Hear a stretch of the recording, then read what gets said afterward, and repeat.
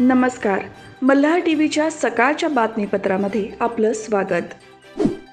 पाताळगंगा नदी आणि पर्यावरण संवर्धन चॅरिटेबल ट्रस्ट, प्रसोल केमिकल लिमिटेड होणार, खालापूर तालुका पत्रकार संघ, RR झुंझुनवाला शंकराया हॉस्पिटल, नवीन पनवेल आणि वरद विनायक देवस्थान महड यांच्या संयुक्त विद्यमाने मोफत डोळे तपासणी आणि मोफत मोतीबिंदू शस्त्रक्रिया शिबिर पार पडला. या शिबिराचा 179 नागरिकांनी लाभ घेतला. याचवेळी प्लास्टिक मुक्त महड ही संकल्पना म्हणून प्रसोल केमिकल लिमिटेड, पाताळगंगा नदी आणि पर्यावरण संवर्धन चॅरिटेबल ट्रस्टतर्फे कापडी बॅग वाटप करण्यात आले. यावेळी अरुण जाधव, निलेश जाधव, रवींद्र भोपी, संतोष गुरव, श्वेता संतोष गुरव, जयवंती भोपी, राजेश गावडे, दीपक मेरकुठे, अनंत पाटील, कैलाश पाटील, नामदेव पाटील, दर्शन पवार यांच्यासह मान्यवर उपस्थित होते.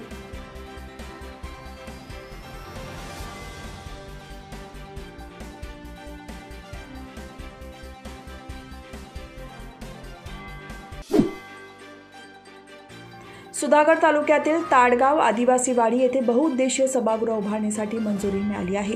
हे बहुउद्देशीय सभागृह झाल्यानंतर येथील आदिवासी बांधवांना विविध बाबींचा लाभ एकाच ठिकाणी मिळणार आहे. प्रधानमंत्री जनजाती आदिवासी न्याय महाअभियानाअंतर्गत अलिबाग येथे झालेल्या कार्यक्रमात केंद्रीय मंत्री नारायण राणे आणि आमदार रवींद्र पाटील यांच्या हस्ते या बहुउद्देशीय सभागृहाचे मंजुरी पत्र सामाजिक कार्यकर्ते सचिन भीमचंद्र साठे, ग्रामसेवक मयूर कारखानीस आणि उपसरपंच संजय चौधरी यांनी स्वीकारले. या बहुउद्देशीय सभागृहामध्ये एक सभागृह, ANM केंद्र, अंगणवाडी, वर्गखोली आणि कार्यालय असणार आहे.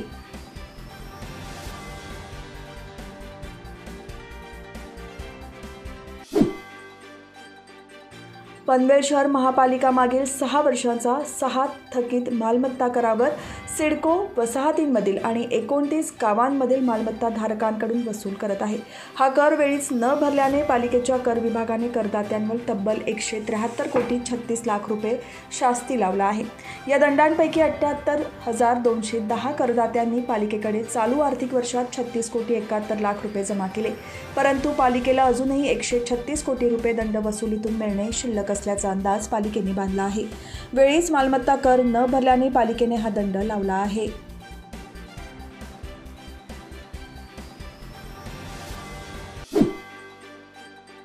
मुरुड नगर परिषदेकडून मुरुड शहरातील लोकांनी घरपट्टी आणि पाणीपट्टी भरण्यासाठी आवाहन करण्यात आले आहे. ऑटो रिक्षाद्वारे संपूर्ण मुरुड शहरात घरपट्टी आणि पाणीपट्टी भरून मुरुड नगर परिषदेत सहकार्य करावे असे सांगितले जात आहे. मुरुड शहरातील नागरिकांकडून आतापर्यंत 48% लोकांनी घरपट्टी भरली आहे, तर उर्वरित राहिलेल्या लोकांनी मार्च महिन्याच्या आत घरपट्टी भरणे क्रमप्राप्त आहे. यासाठी नगर परिषदेकडून जनजागृती करण्यात येत असून लोकांना लवकरात लवकर भरणा करण्याचे सांगण्यात येत आहे. मुरुड शहराची लोकसंख्या 12,000च्या आसपास असून येथे घरपट्टी आणि पाणीपट्टी भरण्याचे सरासरी वार्षिक आकडा 90%च्या आसपास आहे. सध्या नगर परिषदेने वसुली मोठ्या प्रमाणात होण्यासाठी जनजागृती बरोबरच कर्मचारी स्वतः लोकांच्या घरी पोहोचत असून लोकांना घरपट्टी आणि पाणीपट्टी भरण्यासाठी आग्रह करत आहे.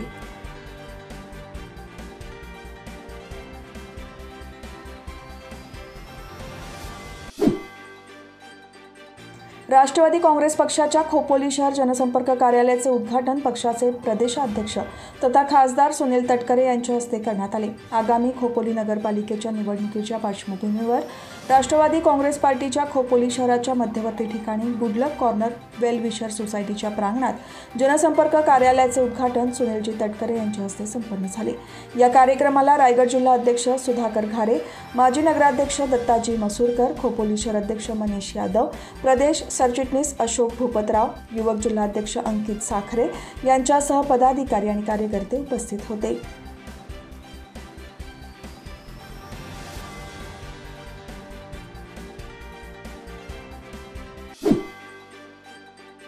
मासळीचे दर वाढल्याने सर्वसामान्य नागरिक यांचे मोठे हाल झाले आहेत. आवाक्यात दर असतील तर सामान्य नागरिक सुद्धा मासळी घेतो, परंतु सध्या मासळीचे दर मोठ्या पटीने वाढल्याने सर्वसामान्य नागरिक मासळीपासून दुरावला आहे. मटणापेक्षा मासळीचे दर अवाजवी झाल्याने लोक आपोआप चिकनकडे वळले आहेत. तसेच काही लोकांनी मासळी मार्केटमध्ये जाणे सोडले असून ते शाकाहारी बनल्याचे दिसत आहेत. अचानकपणे मासळीचे दर गगनाला भिडल्याने मासळीचा स्वाद कसा घ्यावा हा खवय्ये यांना पडलेला प्रश्न आहे. साधी कोळंबी छोट्या टोपलीद्वारे दिली जाते, तिची किंमत सुद्धा ₹350 असल्याने सामान्य नागरिकांना कोळंबीसुद्धा दुरापास्त झाली आहे. मुरुड मासळी मार्केटमध्ये मोठ्या प्रमाणात दर वाढल्याने लोक हैराण झाली आहेत. नुकताच मासळीचा मोठा हंगाम झाला, त्यावेळी मासळी खूप स्वस्त दरात आणि माफक मिळत होती. परंतु मागील काही दिवसांपासून मासळीचे दर कमालीचे वाढल्याने सर्वजण त्रस्त झाले आहेत. अचानक मासळी महाग झाल्याने हळूहळू लोक मासळीपासून दुरावत आहेत.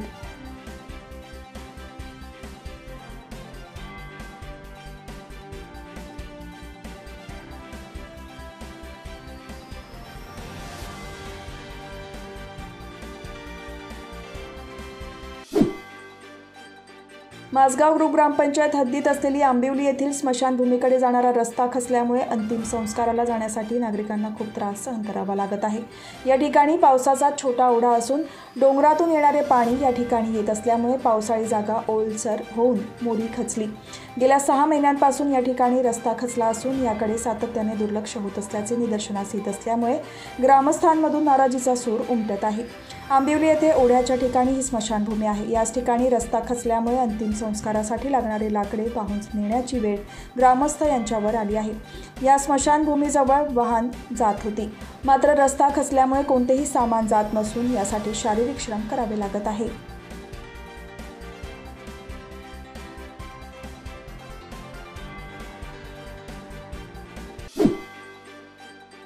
मोहपाडा येथील प्रवेशद्वाराजवळील अचानक मैदानाजवळ असलेल्या टाकेदेवी चालक मालक संघटनेच्या वाहन चालकांनी त्यांच्या कार्यालयाजवळ मुक्या जनावरांसाठी पिण्याच्या पाण्याची पाणपोई सुरू केली, तर ज्येष्ठ नागरिकांना बसण्यासाठी कट्टा उभारला आहे.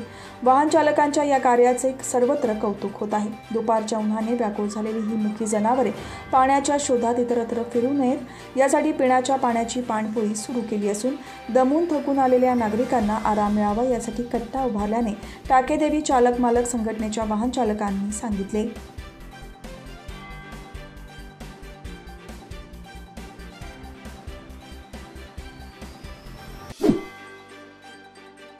बावीस जानेवारीला अयोध्येतील राम मंदिरात मूर्तींची प्राणप्रतिष्ठा होणार आहे. या पार्श्वभूमीवर संपूर्ण देशामध्ये उत्साह असून विविध भागात विविध कार्यक्रमांचे आयोजन करण्यात येत आहे. या दिवशी 1 ट्रिलियन रुपयांची उलाढाल होणार असल्याचा अंदाज ऑल इंडिया ट्रेडर्स कॉन्फेडरेशनने वर्तवला आहे. 22 जानेवारीचा उत्सव केवळ धार्मिक भावना जागवणारा नाही, तर यामुळे मोठ्या प्रमाणात आर्थिक घडामोडींना चालना मिळेल असा विश्वास आणि श्रद्धा. यामुळे अनेक लोकांनी जुन्या पद्धतीनुसार नवे व्यवसाय सुरू करण्याला प्राधान्य देण्यास सुरुवात केली आहे, असे CAITचे राष्ट्रीय सचिव प्रवीण खांडेवाल यांनी म्हटले आहे.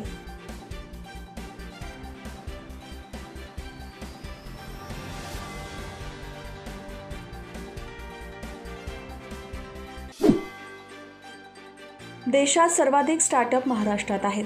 नवी मुंबई विमानतळामुळे या परिसरात थेट 1 लाख नागरिकांना अप्रत्यक्षपणे रोजगार मिळणार आहे.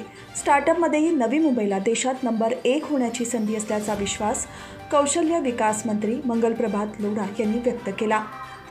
नवी मुंबई आंतरराष्ट्रीय विमानतळामुळे निर्माण होणाऱ्या विकासाच्या संधी या विषयावर वाशीमधील सिडको सभागृहात आकांक्षा की उडान परिषदेचे आयोजन केले होते. यावेळी मंगलप्रभात लोढा यांनी तरुणांनी स्वतःचा व्यवसाय उभारण्यास प्राधान्य द्यावे, नोकरी देणारे तरुण तयार झाले पाहिजेत असे मत केले. देशात स्टार्टअप इंडियाला चांगला प्रतिसाद मिळत आहे. महाराष्ट्राचा यामध्ये पहिला क्रमांक आहे.